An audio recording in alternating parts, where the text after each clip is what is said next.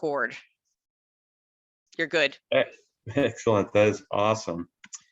And so I think a lot of people, if I go through this too fast, please jot down or commit to memory any questions that you have, because when I was asked about how I was going to format this, what I'd like to do is to maybe now Maria, my wife here, does in professionality, in professional circles, it's 45 minutes, because apparently at 46, everybody turns into a pumpkin and everybody starts to forget everything. So we can't do more than 45 minutes of actual talking. But what we're going to try, I'm going to try to tilt my head down so I don't have the glare on my eyes. So I want to be able to have everybody inclusive by allowing a full hour for discussion, because there's going to be a lot of discussion. Some people might want to drop off or whatnot. So on that note, I would like everybody to hold questions. If you have an urgent question, or you really feel like I made a big mistake, or that you just don't have impulse control, feel free to interject. But I'm just preferring that we hold questions. So my family history, what's so funny? Oh, somebody's got their hand on the screen. There we go. I see who that is.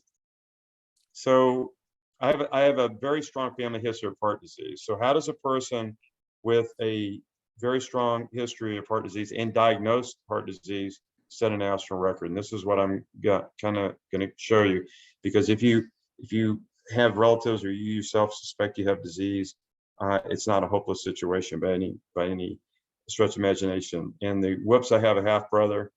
All my brothers have died. I thought literally 14 days ago, I got a text from my sister, my only remaining full-blood relative, that I have a half brother. I was like, what?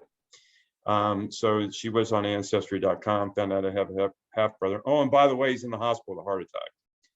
So started about somewhere around 14 days ago.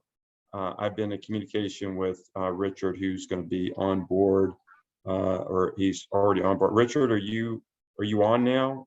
If you are, I am on. There he is. Okay, so this is my half brother, and so Hello. Richard's going to be a little special speaker. He just got out of the hospital 2 days ago, and his presence and discussion is completely germane to what's going on here. So going forward, my older brother had some stents put in. My father had some stents put in, and they all ended up perishing from heart disease. My older brother died at about, I think he was 61, so he's actually he was my age, and that was the year I dedicated my race effort to him. And so I'm trying not to get emotional here, but yeah, I mean, this has been a really disastrous situation. So heart disease is considered a progressive disease, and Richard can attest to this later when I have him speak a little bit, that when he was in the hospital, they said, you cannot reverse this disease. And he said, I beg to differ. So, he was speaking about me. So starting off, how did I find out I had heart disease? I didn't have a heart attack. I just noticed back in the early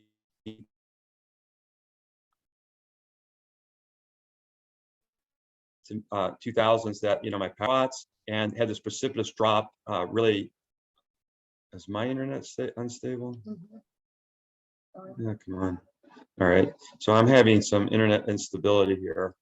Hopefully we won't have a crash. So I found out that I had some difficulty with my power, and my racing was going downhill. You can see this graphical here showing this steep decline. And I knew from my background in racing and so forth that that's not normal. I mean, you lose 1%, maybe 2% per year on average, 0.5% per year, depending on how far along your cycling, running career, whatever. And so I sought out a cardiologist in 2012. He looked at my cholesterol, it was normal, and we had a discussion. He said, "Go home, great, you're fine." He didn't even put me on a statin. He just says, "Go home, there's nothing wrong with you." I didn't fire the guy, by the way, he's still my doctor. I went back in 2014, just being very frustrated. I got a new coach, got 2 new coaches, worked really hard. And, my power was flat. You could see it was still, within 10 watts or so. And I was very concerned. He said, well, let's do an exercise test. So I go to Mass General Hospital. He does an exercise test, and lo and behold, I have all sorts of signals in my ECG, specifically what's called an ST depression. I'll show you that a little bit later in the discussion. And ST depression during exercise is indicative of some sort of ischemia, which means low blood flow to the heart. And he scheduled me with a invasive coronary angiogram. Now, these angiograms are relatively safe, but there's some danger involved. And he called me up the night before and he said, I know you're going in tomorrow. Just want to say, I'll be there with you. And I would just about bet my career that this is a false signal, because my VO2 max was one of the highest he's ever seen. And but my wife won't let me bet my career. Well, it just turns out that I ended up having major blockages in 4 of my arteries, and they range from 70%, 65% down to 30% in all the major coronary arteries. And this is a picture of a procedure, which is they can either revascularize or put a stent in or do the angiogram. So this is a picture of them doing an angiogram. And what is a blocked artery? Well, I'm probably guessing everybody knows what a blocked artery is, but basically it's just this intrusion of plaque-like material, which the cartoon above indicates, the actual graphic below, which is a actual picture of a microtome slice of an artery showing this irregular narrowing of the artery. Well, how do they fix it? Well, the traditional method of fixing it, if you want to use that word fix, is to stick these stents in there. And they just go in and they blow up. You can see in the graphic on the right, it pushes the plaque out of the way. And if this was a pipe, that's not a bad thing, but vessels aren't pipes. We'll talk about that a little bit later. But vessels are like pipes, but they're not pipes. So it's a living tissue. And so just opening it, you have to remember, in vast majority of cases, there's what's called diffuse disease. So you see there's a focal show here. This is a focal point here, but what they're not showing here is in the vast majority of the people, this yellow stuff, which is the plaque, extends throughout the coronary artery. And these focal points are pinches. So if you open up this, one might pop up here, and these have been known to go from 30 to 90% within a year. So it's like whack-a-mole, right? So it's not necessarily the best thing on the planet. And what I did, just as briefly, is I went on a whole food plant-based diet, which is Dean Ornish, Caldwell Esselstyn, and others have promoted this. And I didn't eschew medicines. I actually went on a very research-tight regime of the most powerful anti-cholesterol medicines known. And at the time, they were just off of being experimental and just approved by the FDA. I designed the program myself. I have a PhD in biomedical engineering, which I didn't go through my educational history, but I went back and got my PhD at the age of 50. And I did that because I was I wanted to find out more. I was tired of reading about Atkins and not understanding why Atkins and Dean Ornish were correct. Atkins was high fat, Dean Ornish was low fat, and everybody was writing books, and I was confused. So ultimately I went back to graduate school. So here's the result of my angiogram. You can see they call these pinches, blockages, athromas, whatever there's all sorts of different names here, plaques. But you can see that, so there's a dye that runs through the artery, and the dye turns it a little bit dark. And so you can see here it's light and it's narrow here. So these are 2 different lesions here and here, and they determined this to be 65% of this, or I'm sorry, 65%. And they decided that may have been my problem with why I wasn't getting enough blood in my heart and thus not having the power that I wanted. So they ended up sticking a stent, and you can actually see, if you look really close, you can kind of see this little texture to it.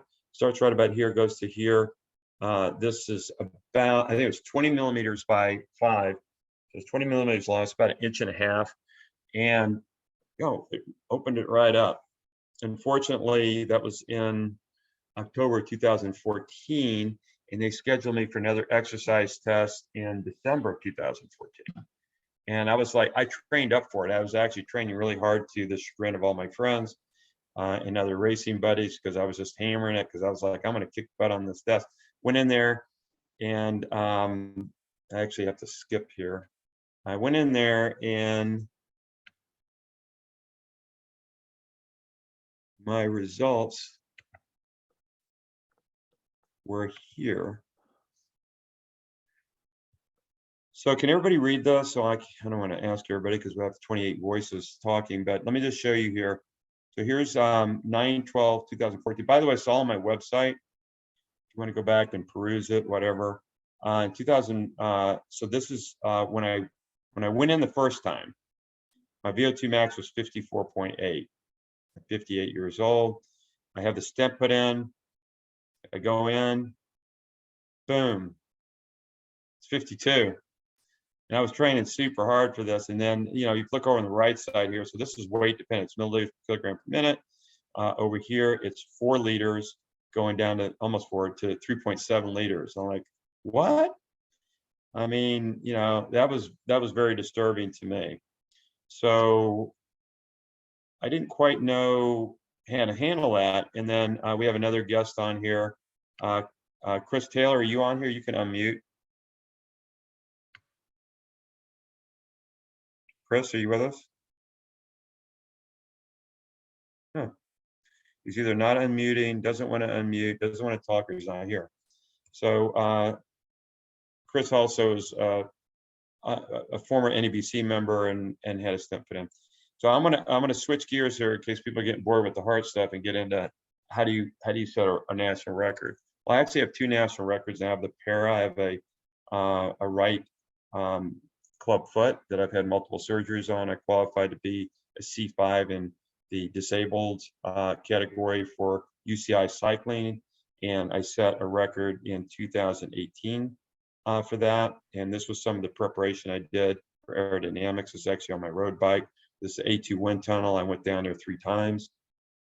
Subsequently, I've been going down to up to Mattamy track in Canada using a power meter instead of a wind tunnel. It's cheaper, and you basically get the same result. But I did a lot of that. You can see these things are super cool. It's big fans in the back, and they give you precise measurements. If you move your head up or down just 5 millimeters, it'll read, you know, resolve within about a watt.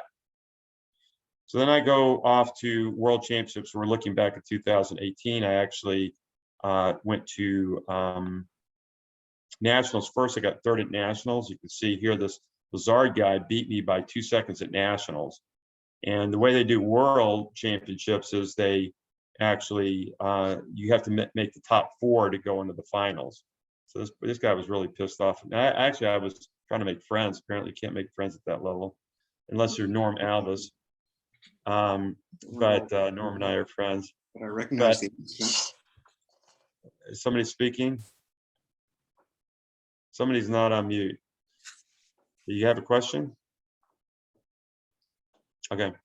So anyway, I made it to the finals, and I ended up getting 3rd. And I just wanted to show you here. This is 2018. Chris Carlson is a former Olympian and multiple world record holder. This Pascal is from France, multiple world record holder. Metcalf, multiple world record holder, and then me. I don't have a world record yet. I got a national. Now I got 2 national records. We'll get into that a little bit later.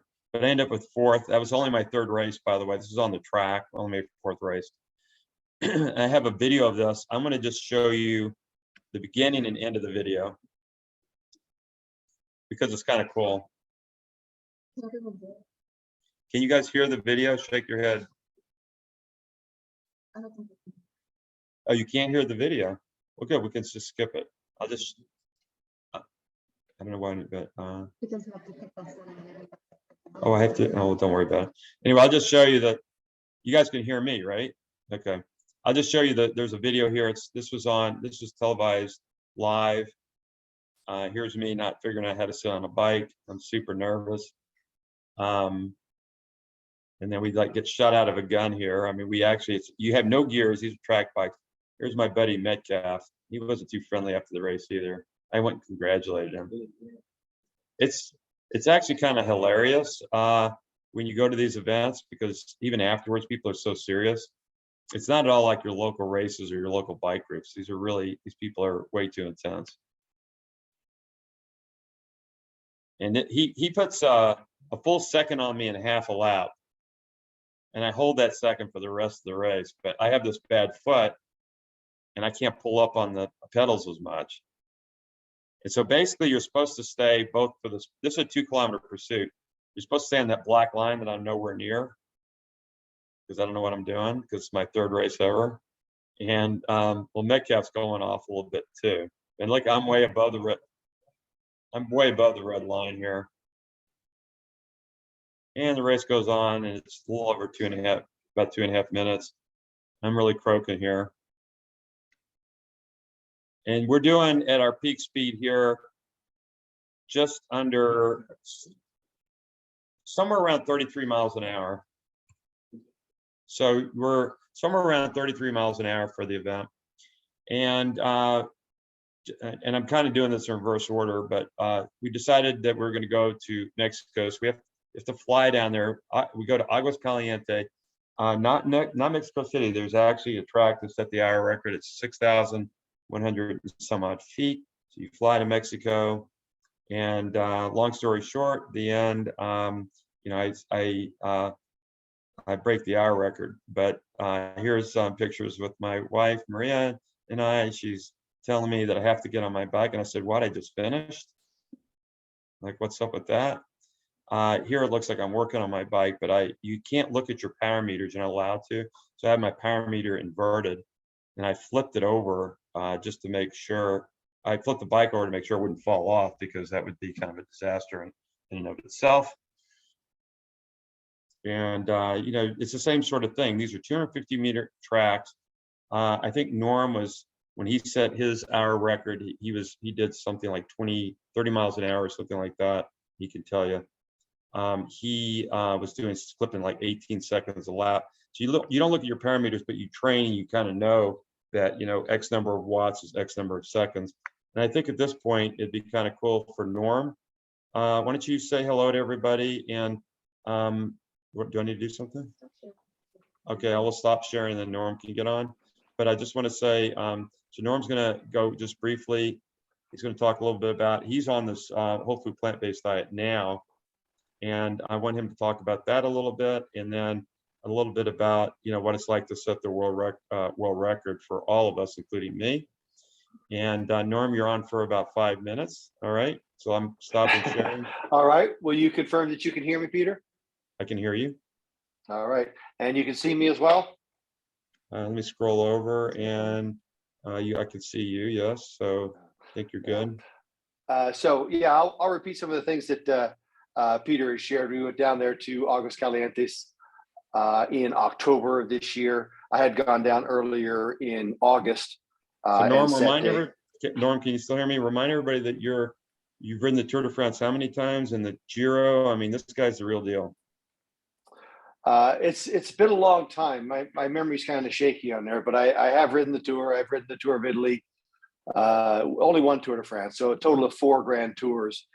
But that was it was last century, really, last millennia, I suppose. But it's been quite some time. But I did live over in Europe for 5 years. I raced for Motorola and for 7-Eleven prior to that. Wonderful career. Really enjoyable to be over there. Very difficult, but I started racing again as a master's rider. I want to say 4 or 5 years ago. I just enjoy riding my bike so much, and I love to compete. And then I got turned on to the trip down to Aguas Calientes, and so I went down there this year a couple times. Like I said, I had set an hour record for. Well, I set a national hour record as a pro back in I think 1997. And that one was 51.5 kilometers. I think that was right at 32 miles. And then my idea was that technology has changed so much that I might be able to match that distance for the hour, even at my age now of 58. So it's kind of a process that you go through to focus on the hour. It's quite an enjoyable process if you like riding your bike and you like riding a trainer. Something that can help someone improve quite a bit in their hour performance. That's to you, Peter. Thank you. Um, He knows I hate but it. I hate it. yeah, but I'm always looking for some kind of a gain that I might be able to make. You know, you saw Peter in the wind tunnel there. And one of the things that I found really, really intriguing after getting to know Peter and his specialty is the gains that you might make in your VO2 through a whole food plant-based diet. And so I started that, well, when I came home from August in October after meeting you, and I've been on it for roughly 3 months now. And yeah, I've adhered pretty closely to it. I have some spaghetti sauce cooking in the background there with some Beyond Meat in it to stick with the whole food plant-based as well as I can. But you know, so far I've lost 5 pounds. I'm hoping for another 5 plus over the next few months. So when I go down again to August this year, I'll be able to see the benefits of that, both from a weight perspective, but also from a VO2 perspective. So he showed you his VO2 numbers. I have measured my output, heart rate, and all of that for years. So I know I have a very good handle on what I can do. And so I find it an interesting experiment to be able to be on this diet and see how my numbers might change. And this is something I'm working fairly closely with Peter on. Not that he's my trainer, but you know, with your expertise, Peter, in the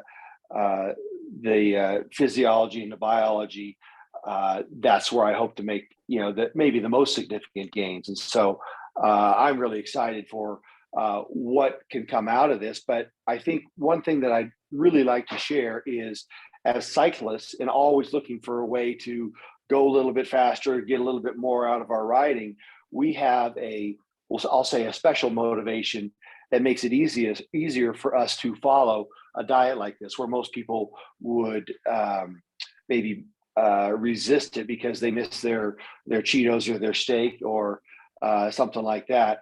It's maybe easier for us we're a little bit more performance minded and performance motivated. And so that's something I found really interesting about this. And I've really appreciated Peter's expertise in helping guide me along this way. Norm, do you want to talk a little bit about your the heart disease in your family history? That was also a motivator, right? Oh, absolutely. You know, that was really a stark realization when you told me that, well, most people on the Western diet are going to have heart disease. And if you have heart disease in your family, it's pretty much certain that you have heart disease. And yeah, I could hardly believe the pictures that you showed me of your own situation, that there was that amount of blockage. But you know, my father had heart disease. He ended up dying from cancer, but he had a couple of his brothers die from heart disease, heart attacks, as a result of heart disease. So I knew it was in my family. You know, I always thought I ate a lot better than they did. You know, they grew up in Oklahoma and had an Okie diet, you might say, and I didn't. I grew up in California, and I have very much a California diet.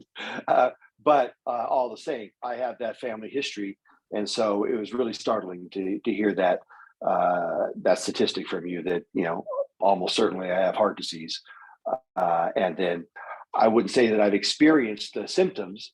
Well, the symptoms that I've experienced have largely I've associated with age, right? Not just the VO2 going down, but this, I would term it almost a momentum of oxygen debt. If I go too hard, it takes a while to get back to normal. But now that I've learned more about that, I think there probably is more of a consequence of heart disease than aging.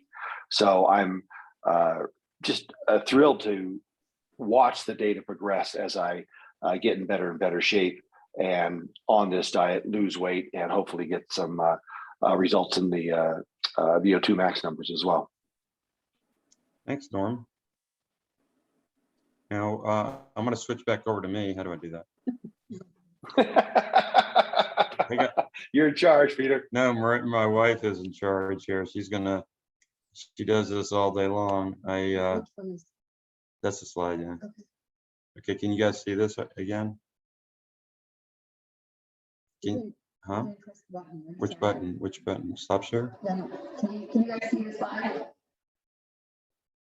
Merle's gone. I don't know what happened to her. Is everybody frozen now? No, people aren't frozen. Yeah, we can see it. Oh, you can see it. Excellent. Thank you so much. And now we're on full screen, right? Yeah. Okay. Why is this thing still up here? Over Did it go away? Okay. All right. So here's me on the track, and we are not progressing. So then what happens here is before I was diagnosed with heart disease, the best I'd ever performed on the bike in competition. I also want to make a note to Norm's apropos comment about being on the trainer. One of the reasons why my VO2 max is Tour de France type of VO2 max, but the reason I never went to the Tour de France is because I don't like trainers and I'm lazy. So I much prefer to ride with CRW, MVP. I just go out and ride my bike, as where some people like to really torture themselves. I actually hired a coach in addition who pushed me beyond my normal limits. And you can see I got 5th at nationals over here in the time trial. This was a big race in Vermont that I won. This is 3rd at national. This is my first race on the track. Got 3rd at nationals. It was just hilarious. And I mean, it's just like never before did I ever think that would be. And this is after being diagnosed with heart disease. So I want to move forward now with a little bit more heart disease talk, and then we're going to go into discussion. So everybody, we have a lot of people, I'm sure, with a lot of questions. So what is the incident of heart attack, and what is the chances of any individual having heart disease? And Norm brought up an excellent point, and thank you for the segue, that there is significant chances if you are living in the United States and you're eating the standard American diet. This is the PDA study. Can we get rid of this banner? Okay, we can't get rid of the banner. The PDA study is a famous study done about 15 years ago. They basically took nearly 3,000 people and they did autopsies on them. And what they found out is that every single person in the study, and this PDA study was multiple studies that were published. This particular one went from age 15 to 34, but they actually went down in some of the studies down to 1 year of age.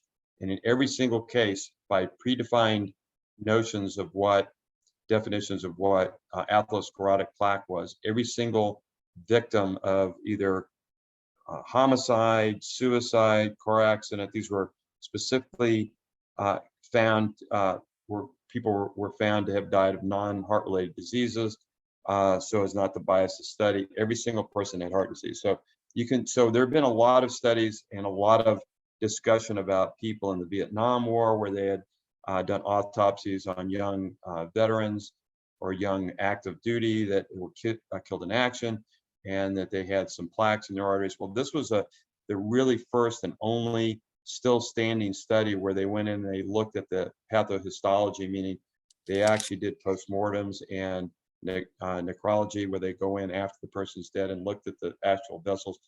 And I don't want to get in, this is not the purview of this talk, but every single person had heart disease from age 1 on. You say, well, then it's normal. No, the parameters were defined as what is defined as atherosclerotic plaque, which is a pathological condition. So the reason that everybody has these plaques, and if you can read this will be recorded, you can read the results of this at some other time. The reason that this is because of the diet. And it's widely now known through major studies of other cultures that are primarily or exclusively plant-based. They don't have the same sort of issues.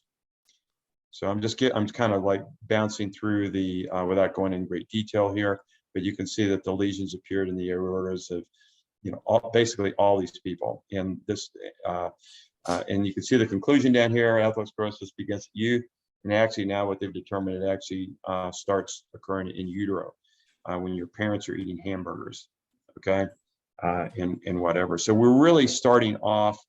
We all want to have our kids go to the best schools and this sort of thing, and give our kids the best chance. But our parents, and of course this is for our age group, and I say that kind of loosely because I think almost everybody in here is over 40 at least. This was not known back then. These sort of data were not known. So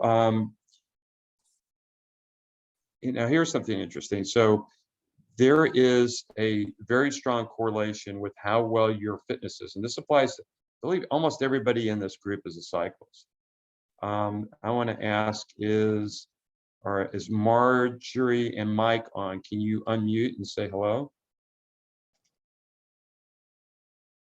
Marjorie and Mike.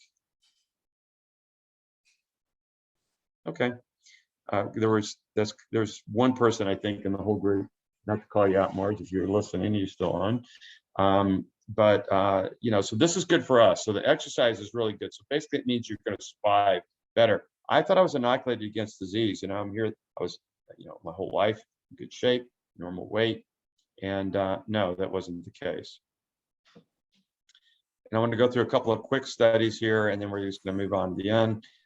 This study was 2013. It's about two brothers. One of them was diagnosed with heart disease. He went in for his wife made him go in and get a checkup, and he had an abnormal finding on his EKG. The primary care doctor sent him to the cardiologist. Cardiologist did an angiogram and found out he had like 95% blockages and did a bypass on him.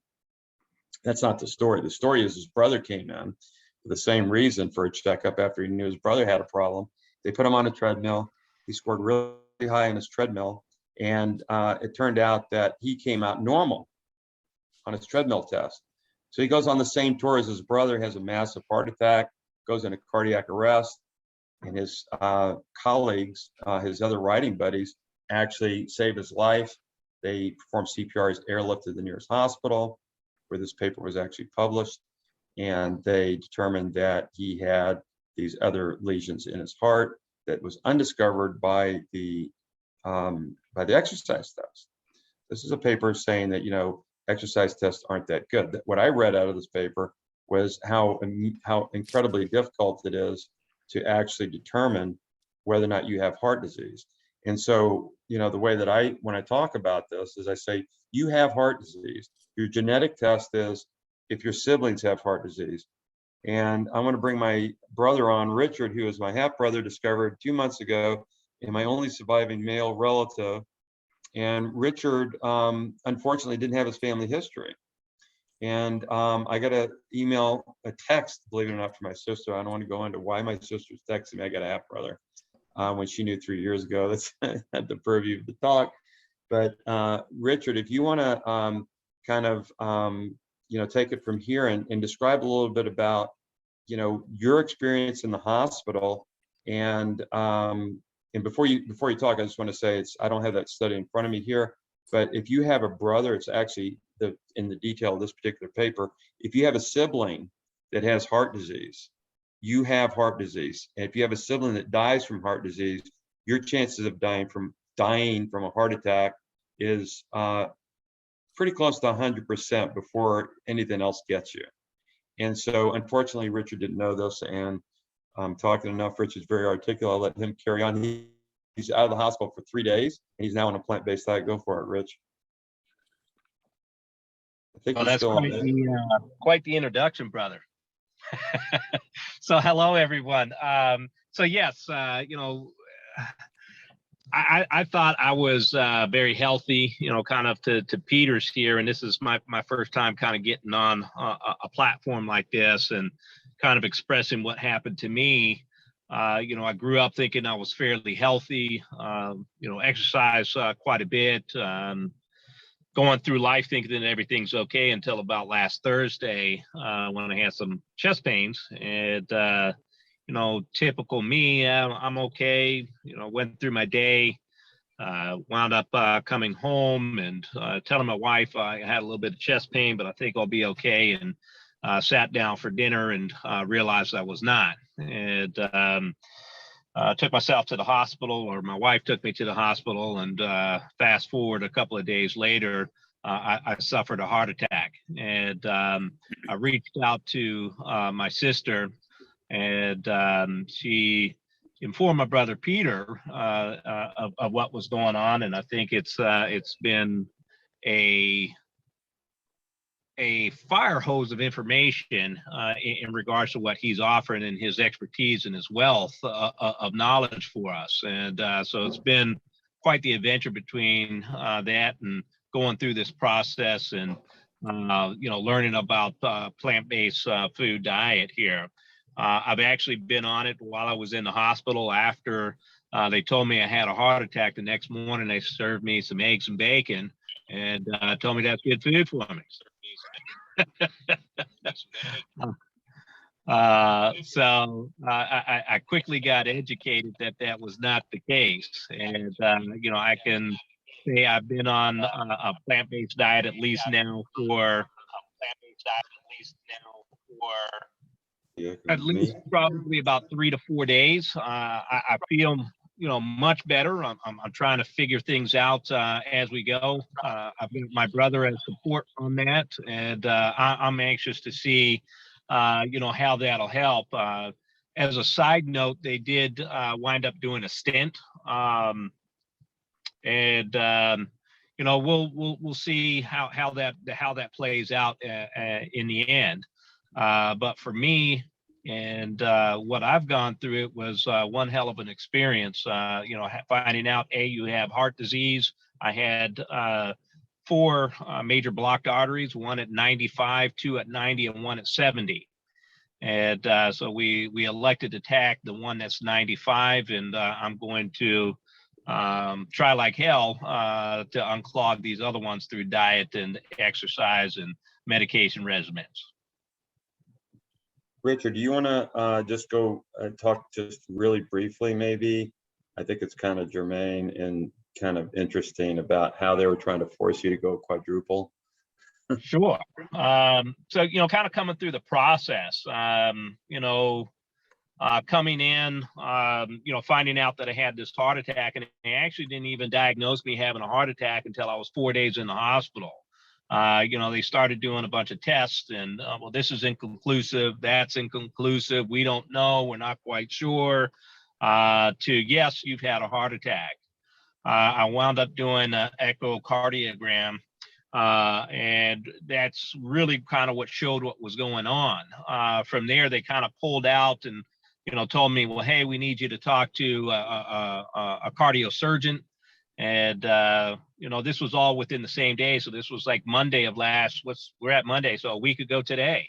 And cardiosurgeon comes down and gives me what I like to call the Disney version of, well, hey, medicine's gone, quite well. We can come in and put a nice little slit in there. You'll be up in 3 days, and we're going to save you. Was kind of the message that I received. And I could tell you that's not what it is, right? So they were kind of, giving me a lifeline. I thought at the time, like, I just found out all this news, and I've got option A and I've got option B. Well, that sounds like a great option. Let's sign me up. And then after talking with my daughter and Peter and kind of learning the reality of what this is, we decided to go a different route.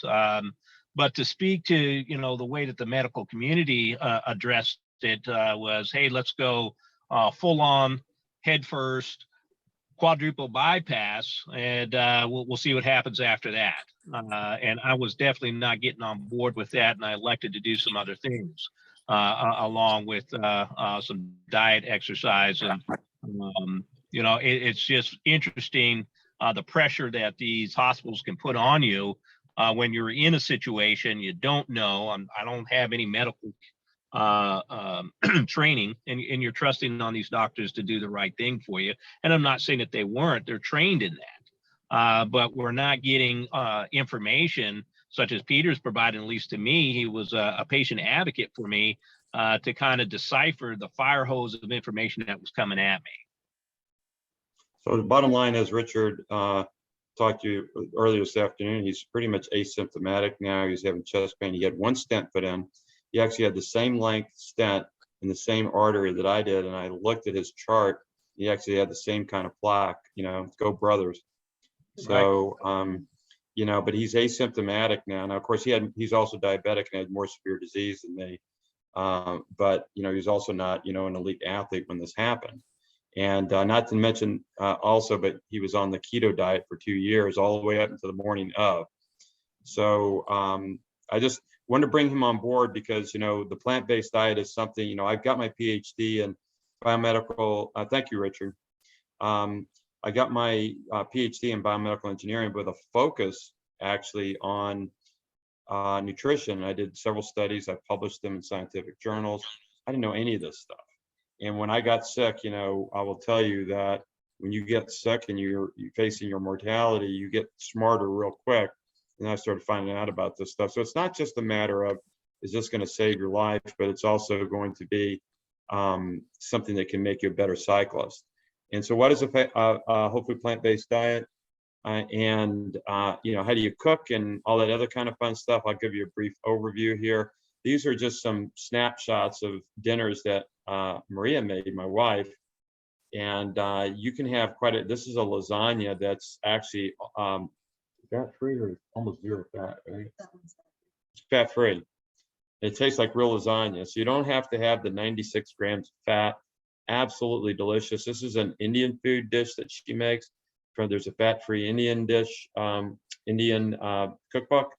This is a pizza that we make with no cheese. It's fat-free, and this gorgeous salad here. And so, you know, there's just a whole multiple type. She's, you know, thinking ahead here. This making this, and I think Norm said, you know, he's making his tomato sauce, but these she makes this by the gallon ahead of time. Which is this year? Meatloaf, fat-free meatloaf. And meat-free. And yeah, meat-free meatloaf. What's this one? That's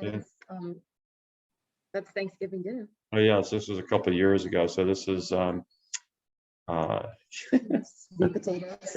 sweet potato. Yeah, I don't know the names of my food groups. And this is like a green bean casserole. It was just unbelievable, and some stuffing that she made. So at any rate, you don't have to starve on this. You can do quite well. Just briefly, this is a string of ECGs that I had done. This is all on my website. If you go to my website and look up the study that I was trying to get published. Interesting, when you do a food study, nobody wants to publish it. So that's when I decided to do the website. I published in a lot of different journals and so forth. But when I showed that you can basically cure heart disease with food, all of a sudden the cardiologist didn't want to hear it. But I just want to show you, in 2014, when I went in, I had these depressed ST waves. And when the ST wave is flat like this, that means you have disease. In December, when I had my next one done, it still was flat. After I went on a plant-based diet in August, you see all these upslopings. That means that there's less ischemia. Now, I can't say that I'm 100% cured, because in 16, they were flat again. And then in 17, they were up. In the last couple of years, they were flat again.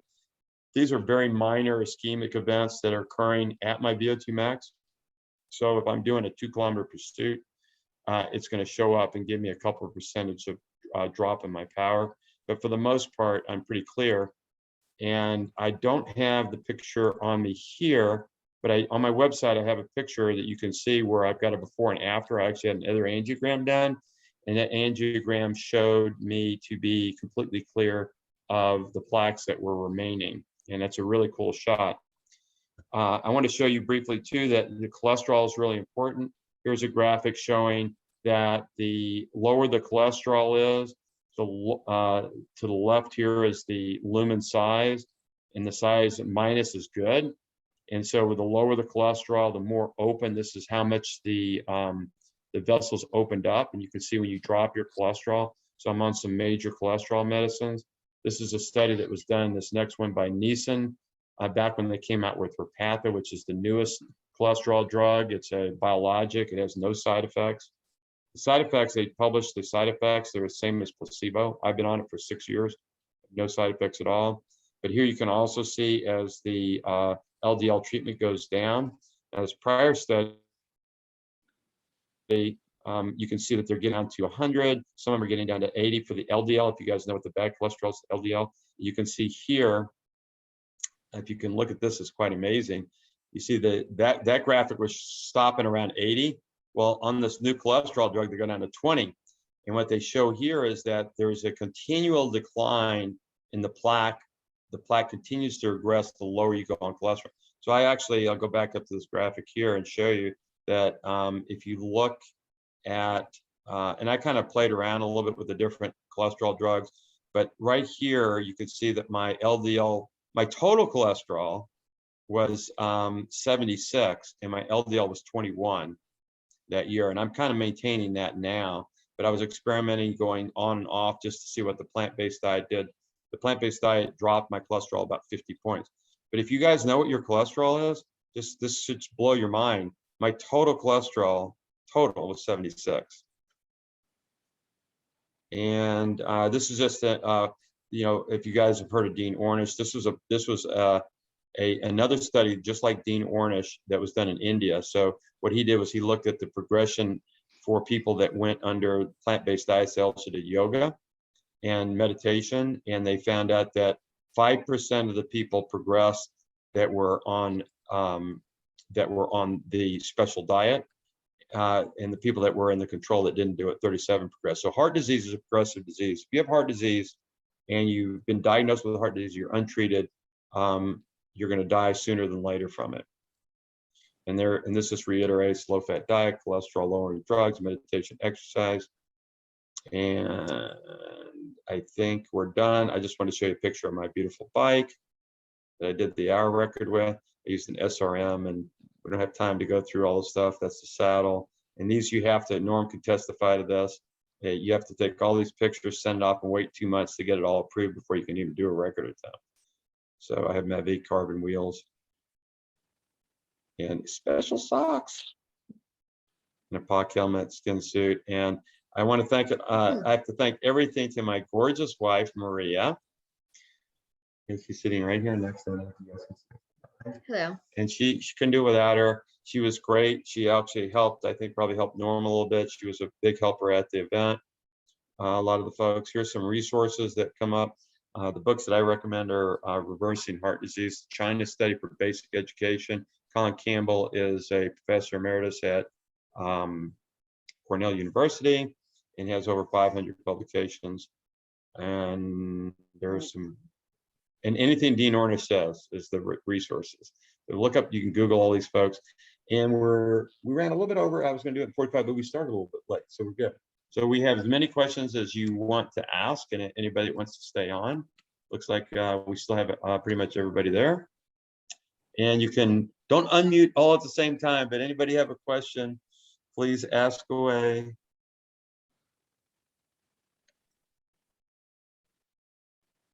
Hey, Peter, this is Beth. I have a question. No, you're not allowed, Beth. I already know you. Next, no, just kidding. Go ahead. Okay, so my question is, as we've talked about, I came out of the womb with high cholesterol, and I'm sure I'll go to the grave with it too. But I'm wondering your opinion on, separate from looking at just LDL and HDL and triglycerides, if one were to go for some type of test now to assess risks beyond those numbers, what do you think about the calcium score versus a CT scan versus a C-reactive protein, or what other types of diagnostics do you think are most useful to really help hone in on what one's risk is? Yeah, so you asked me that question. I answered it. You don't remember the answer? I thought that you endorsed the CT scan, like the one I had done previously. But Yes, you had it done. No, you told me that you know, after a certain age, you went through some changes and your cholesterol popped up. And so you've only had high cholesterol for, like, I believe, if I recall, 6 years. Oh God, no. I could show you spreadsheets. I've had it for decades. So I thought you had a big change, though, that you said that your cholesterol went up much higher. When I hit menopause, it definitely went up. Estrogen being the great heart protector, Right. Gone. It definitely went up, but I mean, I look at your numbers and I just have to, like, you know, if you knew my numbers, they've always been high. I have never had anything below 200. So, but my factor has always been generally 3 or below in terms of age. So that's a good question. And, you know, I think you had a Ct angiogram and you know, that you could drive trucks through your arteries. I don't recommend that. I think was the quote. So here's the deal. So plaques, so I'll try to hit this in one way. All the other tests are really not diagnostic. So you can, if you have a super high CRP for some reason, that's not good, but that's not in itself really additive. As a matter of fact, you know, the 5 risk factors are smoking, family history, cholesterol, inactivity, and one other, I can't remember what it is, but those are the main risk factors. And when you go outside those, and there's been lots of study about this, where they've taken 15 or 20 different biomarkers. It's not additive. It doesn't really add to the scheme. So it's really the LDL cholesterol. And I think you also said you had high HDL. They don't usually look at high HDL as a positive anymore, because so many people don't have functional high HDL. And I would go on a little bit of a stretcher and say you probably do, because you had high cholesterol, maybe over 200, but you also had a high HDL, which is in your case protective. But you can't just say, oh, I have 120 HDL and I'm protected. So you actually can probably say that to some extent, because I don't know what your numbers are, but if you do have high HDL, because you had clear arteries when you were 55-ish, that's probably a good thing. Now, I will say this, that do you have a family history of heart disease? You're on mute. You're on mute still. Sorry, definitely a family history on both sides of high cholesterol, no heart events. So no, I mean, you could call it heart disease, but nobody had any heart attack or anything. So how long are your parents still alive? Both were smokers, both died of smoking related illnesses. Yeah, so you could be one of those folks that, I mean, there is a small minority of people with high cholesterol that have some protection. I still wouldn't bet on it. I mean, we talked about this about taking a statin, and you politely declined. I would, go. What's your diet like? You plant-based? Mm-hmm. So you are plant-based. Mm-hmm. So I have a client that I do consult with. I do consulting, and she actually had, I'm not going to call her out. I don't think she's on the call. What? Okay. I'm not going to call her out. I said she's elbowing me in the ribs. But I have a client that had high cholesterol and decided not to take a statin, and had an event where they did a angiogram, and she was on 100% plant-based diet for 20 years and had no progression. She had a subsequent angiogram. So in answer to that question is, I don't think that you can nail down and say, well, did she have low CRP? She was an exerciser and that sort of thing. There are protective mechanisms to plant-based diets that we don't understand. When I went through my process, I knew that the drugs worked. And so for me, the limited side effect of the drugs was not a deterrent for me to take them, because they do work in addition to, although there's never been a study, interestingly, and I would like to fund one if I had the money.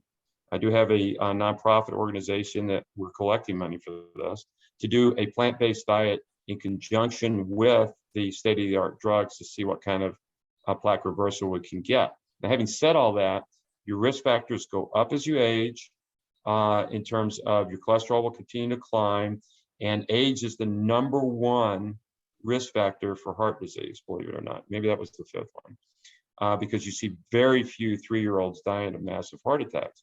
Now, that sounds funny, but there's a disease called familial hypercholesterolemia, which means they have naturally high cholesterol, which starts when they're very young.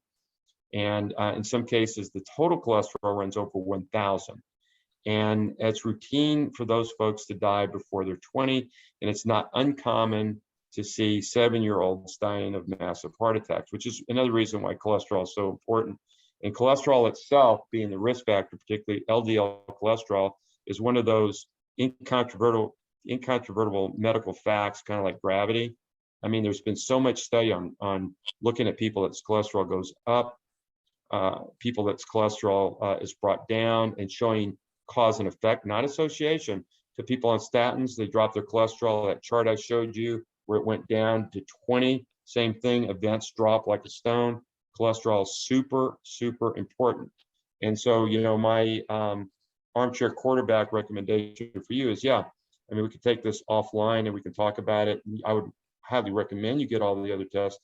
I've ridden bikes with you. I know how phenomenally strong you are, and I want to call you out a little bit. I mean, that's probably she could set a world record right now. I'm fully convinced of that. She's the strongest, woman I've ever ridden with.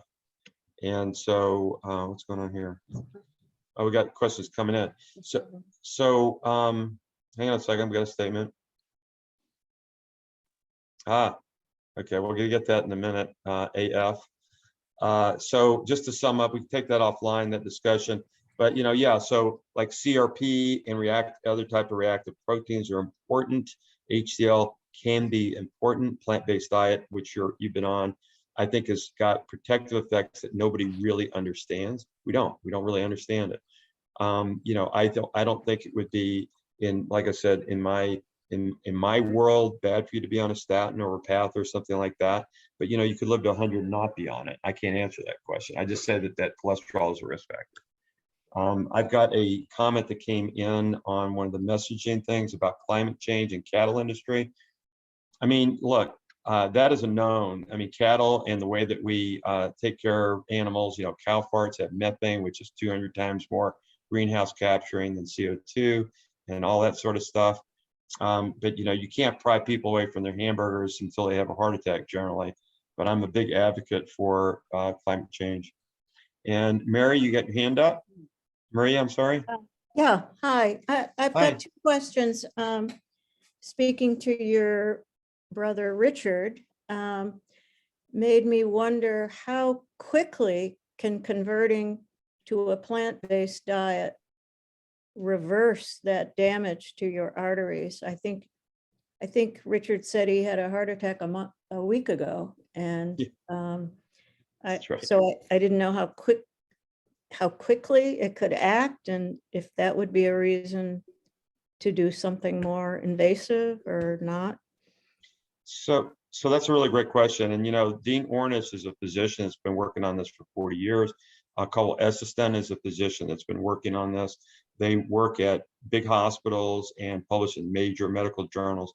And they actually have a lot of this buttoned down, showing that within 2 weeks, your arteries start to heal. That doesn't mean the plaque has gone away, but they start to heal and you have better what's called endothelial function, which means you get better blood flow and all that sort of stuff.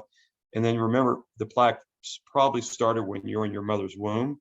So you're not going to eliminate it. And there's some scarring and other things that go on. And one of my group members, Chris, are you here online or not? Called them out earlier. So we've had some other folks here that have had stents put in and have waited 6 years and it didn't reverse, because sometimes you can't reverse it and that sort of thing. But there was a study that I didn't put up here that was done by another group that was like Dean Ornish, but it was done in India. Now, Dean Ornish looked at the composite score of 5 arteries. If 3 of the arteries got really opened up and 2 of them didn't change, it was counted as a positive. This group in India actually interrogated and looked at every single artery, so all 5 major arteries in the heart. And what they did was they categorized those, and out of 100 arteries, when the people went on the plant-based diet and they had a program of meditation and exercise, only 1 of the arteries out of the 100 arteries that they looked at progressed. So it was 99% effective in all these folks, and none of the other arteries progressed. And in the other group, the people that didn't follow the diet, was the control group, they actually had virtually 100% of the arteries got worse. So that was over a period of only a year they could detect that. So the answer to the question is that, procedures, and here's a further answer of your question that you didn't ask, is, do procedures save your life?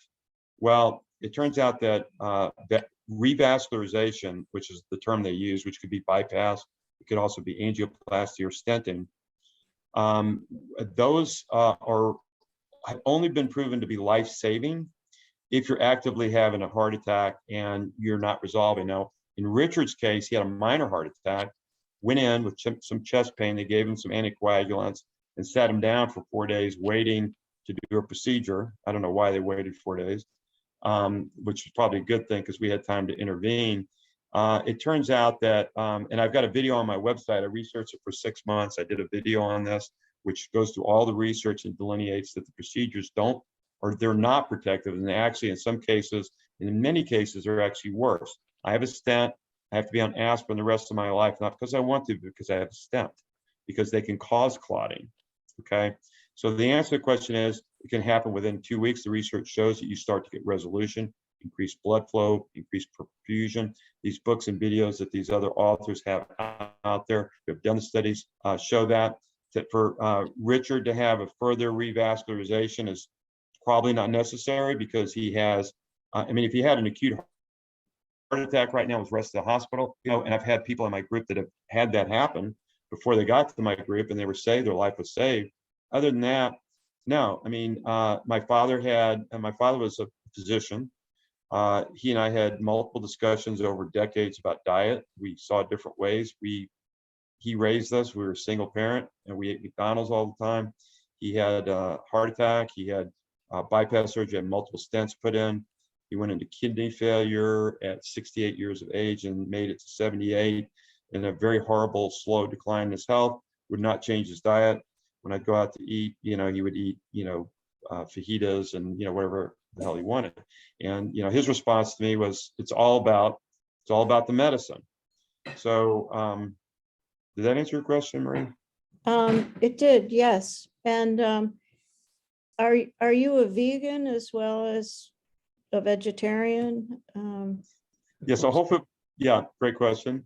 Vegan means no meat, no animal products. Vegetarian, you can have milk and eggs, generally speaking, for those folks who don't know. We're actually a subset, believe it or not, of vegan, more strict in the sense that it's whole food plant-based. So the goal is to eat only whole food and plant-based, meaning that, you know, spinach, you know, whole wheat bread, kale, oatmeal, you know, preferably still cut oatmeal and that sort of thing.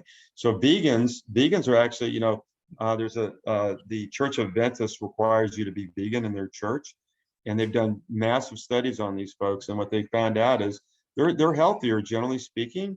And why are they healthier? Because they're not eating the standard American diet. But you can eat donuts and be a vegan. It's definitely not whole food. And I'm not perfect. I'm saying that, you know, I don't eat donuts, but sometimes I get a pastry occasionally or whatever. I deviate from it a little bit. But the, you know, 99% of my diet is whole food plant-based, and so that's what we strive for. Okay. And so we are vegan. We're not vegetarian. And I will also say one thing that I think the research shows pretty clear that eating, you know, wild fish, you know, once a month or once every 2 months, no more than that, not every day, not every week, but just very occasionally to get some of the omega-3s is probably a good thing. So my wife and I go out once a month to Legal Seafood, and we'll get a fish dish, and it's not fried, it's always baked or whatever. So I think, yeah, I see a comment here about fish. Oh, that's right there. Yeah, omega-3 does have benefits, but you know, it's interesting. You do convert, plants have omega-3s in it, short chain. You can convert those to long chain. And if you're vegan, actually, or whole food plant-based, it should be more specific, it's less necessary to have a higher intake of omega-3s. Now, my own personal regime, I'm on Vasepa, which is a cardiac medicine that's a purified fish oil. And I take 4 grams that day, which is a massive amount, because the research shows that can help reduce MIs, heart attacks, and reduce plaque. But that's a separate thing to discuss with your physician. Eating fish seldomly, I think, is a good thing. I don't think eating fish a lot or every day or even once a week is a good thing. Okay, thank you. Thank you. Good questions. Peter, this is Jim. Can I ask Hey, you, Jim. how you doing? You Hey, had Jim, mentioned you were at my last talk 4 years ago. this is at the library in Littleton. I don't remember. Yeah. And I've seen you were on a couple of CRW rides that I've been on too. Yeah.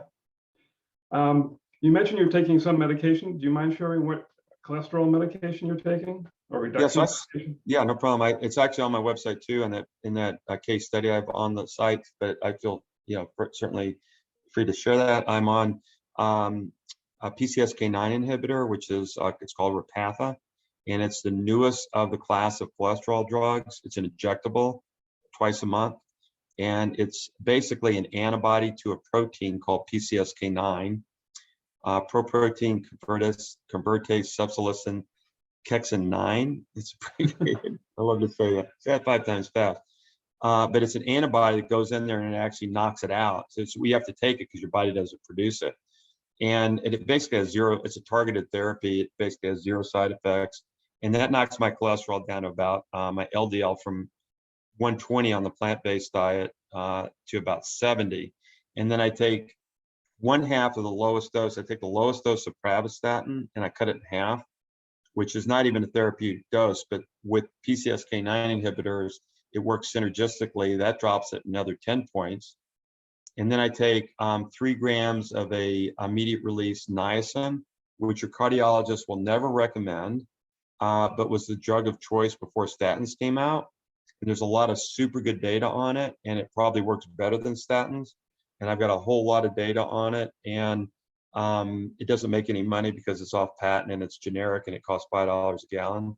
And I take it, and I've been taking it ever since. And it's been really some really elegant studies showing it reverses plaque. And there's one study, it was a trial, means that they specifically look at superiority, but it did come out to show better than a statin for reversing. And I take about 3 grams, no, and what else? I take a baby aspirin and a multivitamin. I don't take anything other that's fancy or anything like that. You know. Okay, thank you. And I want to say to everybody too that you know, part of the reason I do this talk is to educate people. My website is free to get on and educate. If anybody has an issue with a family member or somebody that needs an advocate, I also consult as a patient advocate, which is what I did for my brother. And what that means is I go in, if you have an issue and you want some tests done and your doctor's not listening because they don't know. I mean, you know, in my former life, I was a physician educator. I used to actually educate physicians on different disease states and so forth. So I'm very good at communicating with physicians. But you know, a lot of this is actually news to doctors. And my doctor is at Mass General Hospital, and I routinely give him free lectures when I see him. My insurance pays me to go in to teach him, and I'm not joking about that. I mean, you can here ask Maria. He does. So, you know, I bring him papers and, you know, all this kind of stuff. You know, of course, when he did the last angiogram and fell out of his chair, when all my arteries were opened up, he became a believer. And I think maybe briefly, Todd, are you still on with us? Are you on mute or you? I had to find the unmute, but yes, I am. That's okay. So Todd is a very close friend of mine and also a patient of Dr. Rory Weiner, our doctor. And Todd has been on a plant-based diet and even more strict adherent than I am. And I kind of wanted to bring you on board because I think Todd knows, you know, when he went in, I recommended Rory. Maybe you can describe a little bit of your interaction with him and how he related to me. Yeah, I mean, the only comment there, Peter, is just that, you know, my frustration, as we've heard from a few others, is that, you know, the cardio guys I've seen for the most part are unidirectional. They provide advice that they've learned to give. Get a stent, call me when you have chest pains, and that's about it. And so, you know, working with you has introduced me to the plant-based diet and really given me the, you know, kind of the small group environment that we have. You need other people on the diet to support being on the diet because it's not always easy to pass up, you know, sweets and fats, burgers, chips, fries, pizzas, you know, the whole shebang. So It's a good question. I have another question, if I'm not hogging airtime.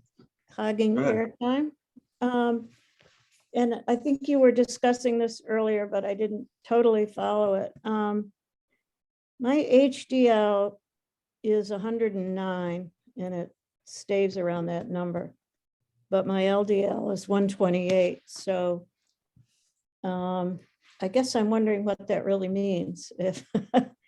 If I don't need to worry because my HDL is so high, or Everybody has to worry, Marie, because we don't know. I mean, I attended a Grand Rounds lecture at Mass General in 2016, several years ago, where the top cardiac imaging specialist from Mount Sinai gave a talk to all the cardiologists at Mass General. And what he was discussing was, how do we look inside the heart? If you had cancer, they would do all kinds of different imaging tests to see if that tumor shrank with your therapy. Given that we now know that everybody has some level of plaque in their arteries, the only people that have been, and I've researched this, there was one study where they looked at 100 people and they were seeing just from imaging studies, which is angiographically, which is really the only way to do it. The only person that didn't have any visual plaques was the person that had an LDL under 50. They had naturally low LDL. So I can't answer that question. I mean, I think that your genetic test is, do you have siblings or parents or uncles or aunts that have died from a heart attack? No, I think my father had a heart attack, but in his 60s, he died from something else. But he had a heart attack. So I mean, the bottom line is you're at risk. Yeah. And you know, globally, what I tell people is you need an image of your heart. I mean, Beth already had this. She had a picture done a while back. I don't think she's on anymore, but oh, you are there, BPR. All right. You know, I recommend, so the calcium score, maybe you asked me this, somebody did. The calcium score I think is worthless. And the reason I say that is because 40% of the people that have zero calcium have massive disease. So why bother? You get the same radiation if you have a CT angiogram. What is a CT angiogram? It's a CAT scan, just like they do with a calcium score. The difference is they inject the dye. Now, the problem with that is, of course, you're getting some radiation, but the CAT scans are so fast now, it's meaningless. So, you know, I recommend that everybody actually get a CT angiogram as a diagnostic. How can you know what you're dealing with? You don't have a picture of your heart, right? Now, what the angiogram can't tell you is, are those plaques going to rupture? And that comes up to a little bit of your family history, because the heart attack isn't if you have plaque. If you have a narrowing in your artery, I had narrowing in my artery, I didn't have a heart attack. That's not what gives you the heart attack. Those plaques can be perturbated or rupture, and then they spill out some of the plaque and you get a clot forming around it. And these plaques are virtually, I mean, physiologically speaking, very, very similar to pimples, actually. And, you know, pimples eventually pop. Some of them go away. You know, we all were kids. We all had pimples. So just think of that, except they're inside your artery and they grow a little bit slower. But a lot of the pathophysiology is actually quite similar. And another analogy that's been drawn to medical literature is they're a lot like benign tumors. So they're basically tumors growing in your arterial wall. Well, so, you know, the question is my plaque going to rupture today? Is today your day? You know, the way that I looked at it was, you know, I got a pretty significant family history. I wouldn't even say pretty. I got a massively significant family history. And so for me, you know, I wanted to be, you know, I wanted to wear suspenders. I wanted my pants to be too tight and I wanted 2 belts on. And so, you know, I'm doing everything possible. The reason I said about HDL is HDL sometimes are non-functional, meaning that, you know, they've discovered 40% of the people that have high HDL, they don't even work. What is HDL? HDL is a protein actually that goes around and collects the cholesterol that's excess in your body. It's called reverse cholesterol transport, brings it back to your liver and eliminates it. So it's the scavenger, cholesterol that brings the cholesterol out of your arteries. So if in fact you have high functioning HDL, but still have elevated LDL, you could be okay. I mean, but that's the best I can say. You know, the real way to handle it, in my opinion, if I wanted to protect myself and die of something else, because, you know, everybody's going to die. Your mortality is 100%. You're going to die someday, right? So the question isn't, am I going to die? It's, can I live healthy? So I have a goal. I wrote it down. It's I want to live to 100 healthy. That's my goal. I don't know if I want to make it, but I know I'm going to die. And hopefully I'll die before the ice shelves fall into the ocean and my shore house in New Jersey goes underwater. Yeah, so, you know, if you want to protect yourself as best you can, and that includes you and everybody else here and everybody running around the world, you know, you want to get all the studies done you possibly can within reason, which is the blood